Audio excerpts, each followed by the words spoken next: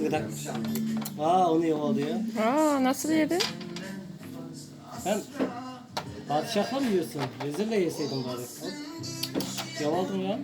Bunu da yedim. Şimdi ben yiyeyim bari ya. Nam nam nam nam nam.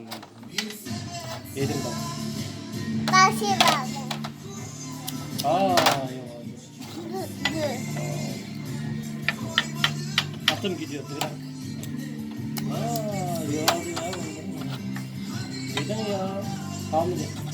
Bir dakika. Ben seni yiyeceğim. Nam nam nam nam nam. Al. Şey verdi.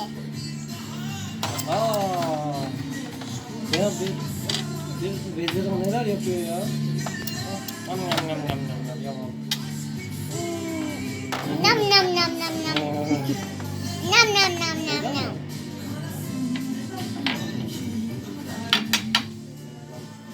Nam nam nam nam nam nam nam. Nam nam nam nam. Aç bırakmadın ya. Gel bak. Sen köpek bakma artık. Ağırmadın mı? Ağırsan seni hamam yapar. Kim bakın? Köpek. Gel bakalım Ozan. Gel. Ertuğrul gel. Çok Korkmadın mı? Bak Bir yat. şey yapmaz değil mi? Bir şey yapmaz. Bak yatıyor. Orada uyuyacakmış. Oy, bunu aldın mı? Yavaldı ya. Eyvallah. Sen kazandın ya.